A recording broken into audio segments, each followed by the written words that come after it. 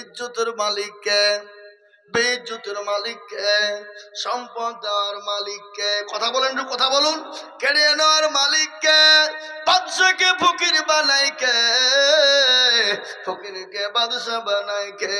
কোরআন তার ঘোষণা দিয়ে বললেন, কুলিল্লাহুম্মা মালিকাল মুলক তুতিল মুলকা মান তাশা ওয়া তানজিউল মুলকা মিম্মান তাশা ওয়া তুইজ্জু মান তাশা ওয়া তুযিল্লু মান তাশা বিয়াদিকাল খায়র ইন্নাকা আলা কুল্লি শাইইন কাদির। কোরআন তার প্রমাণ। রাজ্য মানুষ সিংহাসন ছবি করে দান, শাহান শাহে কেড়ে নে ফকির বানা, বাচ্চাকে ফকির করে ফরকে করে দান। ভাঙা গড়ার পৃথিবীতে গেত তার কাম, কত হাজারো টাকা কত জনে লাগায়, সারাদিন খেটে কেউ না হারে রয়, কেউ বা হাজারো টাকা পাই বিনা মাহিনাতে, কেউ বা ঘোড়ার গাছ কাটে পেটে ভাতে। ঠিক কিনা জোরে বলো। এ মুসলমান, সবের মালিক আল্লাহ। আল্লাহ আপনাকে ফকির বানাতে পারে, বাদশা বানাতে পারে, আল্লাহ আপনাকে ভিখারি বানিয়ে দিতে পারে। কোন ফায়াকুনের মালিক আল্লাহ যদি বলে হয়ে যা, হয়ে যাবে। কিন্তু মুসলমানের আর দোষ আছে না নাই? জোরে বলুন। এই মুসলমানের দোষ আছে না নাই? আজকে মুসলমান নামাজ পড়ে? আল্লাহর কোরআন কি বলেছে? ওয়ামা খালাকুতুল জিন্না ওয়াল ইনসা ইল্লা লিয়াবুদুন। আল্লাহ বললেন, বান্দারে, জিন এবং ইনসানকে আমি আল্লাহ তৈরি করলাম, আমার ইবাদত করবে, আমার বন্দেগী করবে, আমার হুকুমকে মানবে। আমি আল্লাহ এই জন্য তোমাকে তৈরি করলাম। ও বান্দা, কেউ তোমাকে চিনত না, তোমার পরিচয় ছিল না, তোমার কালচার ছিল না, তোমার কোনো নাম ছিল না, তোমার কোনো দাম ছিল না। আল্লাহ বললেন, আজকে তোমার এত কালচার, এত পরিচয়, এত নাম। কোরআন তার প্রমাণ দিয়ে বললেন, হাল আতা আলাল ইনসানি হিনুম মিনাদ দাহর লাম ইয়াকুন শাইয়াম মাযকুরা। আল্লাহ বলে, বান্দা, তোমার অস্তিত্ব ছিল না, কেউ তোমাকে চিনত না, তোমার পরিচয় ছিল না।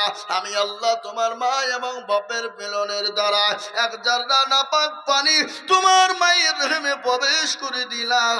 ওই নাপাক পানি থেকে রক্ত তৈরি করে, মাংস তৈরি করে, কচি কচি হাড় দিলাম, ব্রেন দিলাম, বিবেক দিলাম, স্ট্রাকচার তৈরি করে আমি আল্লাহ তোমার মায়ের গর্ভের ভিতরে জায়গা করে দিলাম, আশ্রয় দিয়ে দিলাম। ও বান্দা, তোমার মায়ের যদি ক্ষুধা লাগে তোমাকে ক্ষুধা লাগবে, তোমার মায়ের যদি পানির পিপাসা হয় তোমাকে পিপাসা লাগবে। আল্লাহ বলেন, বান্দা, তুমি তোমার মায়ের গর্ভে 9 মাস 9 দিন তুমি ছিলে, সেই দিন তোমাকে কে খাবার দিয়েছিল বলো? আল্লাহ বলে, পৃথিবীর কোনো নেতা দেয়নি, পৃথিবীর কোনো মন্ত্রী দেয়নি, পৃথিবীর কোনো এমএলএ এমপি দেয়নি, তোমার বাপ তো খেটে এনে দেয়নি। আল্লাহ বলেন, তুমি আল্লাহ তোমার মায়ের মাসিক রক্তগুলাকে বন্ধ করে দিলাম। বন্ধ করে দেওয়ার পরে তোমার মায়ের লাড়ির সঙ্গে তোমার লাভিকে আমি আল্লাহ এক জায়গায় করে দিলাম। এক জায়গায় করে দিয়ে তোমার জন্য তিল তিল তিল তিল করে আমি আল্লাহ তোমার মায়ের গর্ভের ভিতরে তোমাকে আশ্রয় দিয়ে আমি তোমার জন্য খাবারে পরিণত করে দিলাম। তারপরে আল্লাহ ডাক দিয়ে বলে, বান্দা, 9 মাস 9 দিন হয়ে গেল, তুমি তোমার মায়ের গর্ভে থেকে দুনিয়ার জমিনে চলে এলে। আসার পরে কে তোমার বাপ, কে তোমার মা, কে তোমার নানি, কে তোমার দাদি, কে তোমার খালা, কে তোমার মামা, পৃথিবীর কেউ বলে দেয় না। আমি আল্লাহ তোমার ভিতরে এমন একটা ব্রেন ঢুকিয়ে দিলাম, এমন একটা তার ঢুকিয়ে দিলাম যে তারের মাধ্যমে, ব্রেনের মাধ্যমে তুমি বুঝে ফেলতে পারবে এটা আমার বাপ, এটা আমার মা, এটা আমার ভাই, এটা আমার বোন, এটা আমার নানা, এটা আমার নানি, এটা আমার খালা, এটা আমার মামা। তোমাকে আমি আল্লাহ শিখিয়ে দিলাম। তুমি তোমার মায়ের স্তনে দুধ পান করতে শুরু করে দিলে। একদিনের ছেলে, তুমি তো ভাত রুটি আপেল বেদানা নাশপাতি আঙ্গুর বনক আখরোট খেতে পারবে না। আল্লাহ বললেন বান্দা এমন একটা খাবার আমি দিয়ে দিলাম যে খাবার খেলে সর্দি হবে না, যে খাবার খেলে গরমি লাগবে না, যে খাবার খেলে ক্ষতি হবে না, যে খাবার খেলে তোমার কোনো রকমের অসুবিধা হবে না। আল্লাহ বলে খাবারটা কি? এমন একটা খাবার আমি দিয়ে দিলাম। আল্লাহ রাব্বুল আলামিন বললেন তোমার মায়ের বুকের ওই পরে দুইখানে আমি স্তন দান করে দিলাম। বান্দা যখন তুমি মুখ লাগিয়ে দিবে তোমার মায়ের স্তন থেকে সুন্দর করে নরম খাবার বেরিয়ে আসবে। আল্লাহ বলেন আমি আল্লাহ ঠান্ডা করি না। কেন তুমি জানো তুমি তো 2 দিনের ছেলে, ঠান্ডা করে দিলে তোমার বুকে কফ জমে তুমি মারা যেতে পারো। না না না, আমি আল্লাহ গরম করে দিতে পারতাম, দিলাম না। কেন জানো তুমি তো 2 দিনের ছেলে, তুমি যখন স্তনে মুখ লাগিয়ে দুধ পান করবা তোমার কাঁচি কাঁচি গোলাটা আছে পুড়ে পুড়ে ছাই হয়ে যাবে। আমি আল্লাহ না গরম না ঠান্ডা, আমি এমন একটা এয়ার কন্ডিশন ফিট করে দিলাম। বান্দা যখন মুখ লাগিয়ে দিবে আরামের সঙ্গে এয়ার কন্ডিশনের খাবার বেরিয়ে যাবে। আল্লাহ আরো বললেন পৃথিবীর কোনো ডাক্তার জানে না, পৃথিবীর কোনো সার্জন জানে না, পৃথিবীর কোনো দার্শনিক জানে না, পৃথিবীর কোনো বৈজ্ঞানিক জানে না, পৃথিবীর কারো বাবার ক্ষমতা নাই বলে দিতে পারে। আল্লাহ বলেন তোমার মায়ের এক একটা স্তনের ভিতরে আমি কতটা করে ছিদ্র দিয়েছি তোমরা কেউ জানো না।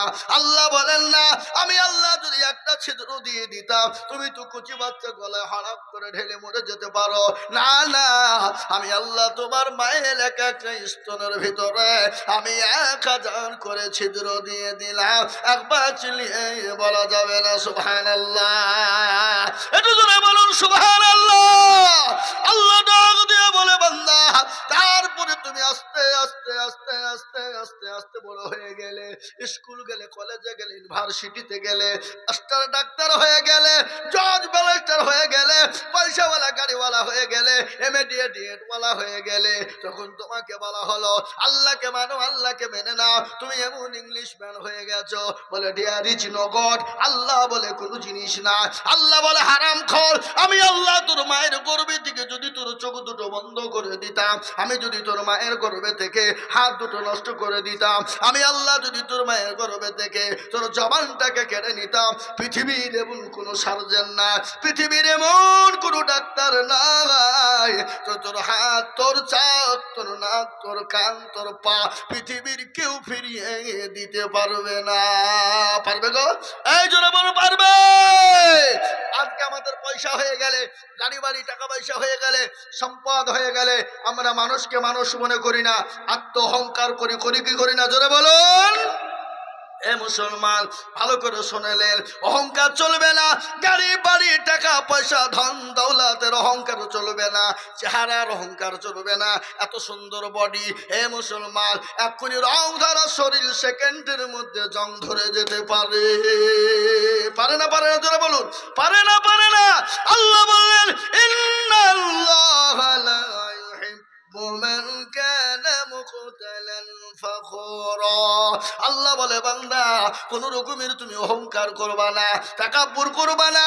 আমি আল্লাহ তোমাকে দিয়েছি, সেকেন্ডের মধ্যে কেড়ে নিয়ে ভিখারি বানিয়ে দিতে পারি। আমি তোমার রং দিয়েছি, আমি রংকে তোমার শেষ করে দিতে পারি। জোরে বলুন আল্লাহ পারে কিনা? জোরে বলুন পারে না? জীবনের মালিককে, আরো জোরে বলুন। এই জীবনের মালিককে, নিঃশ্বাসের মালিককে, বিশ্বাসের মালিককে। আল্লাহ যদি আপনার আমার রাত্রি বেলাইতে নজরটা কেড়ে নেয়, নিঃশ্বাসটা কেড়ে নেয়, আপনার যত আদরের সন্তান হোক, আদরের বিবি হোক, আদরের ছেলে হোক, আদরের মেয়ে হোক, আপনার পাশে কিন্তু আর একটা মিনিটের জন্য ঘুমাবে না। তারা ভয়ে দূর দূর করে ঘর থেকে পালিয়ে যাবে। যাবে কিনা? জোরে বলুন। মৃত্যু হতে দেরি। আজ আপনি মনে করছেন এ আমার, ও আমার, বিবি আমার, বাচ্চা আমার, ছেলে আমার, মেয়ে আমার, গাড়ি আমার, বাড়ি আমার, সব আমার। কিন্তু মৃত্যু যদি হয়ে যায় সেখানটা আপনাকে ঘরের ভিতরে রাখতে দেবে না। বলে খবর দে। কাকে? মানুষকে খবর দে, মায়েকে খবর কর, ইমামকে বল, মুলবিকে ফোন করে ডাক। বলে না? বলে না? আমাদের দেশে আরেকটা অসুখ আছে। কি অসুখ? কেউ যদি মারা যায় আগে তাড়াতাড়ি মৌলবীকে ফোন কর। বলে কিনা? জোরে বলুন।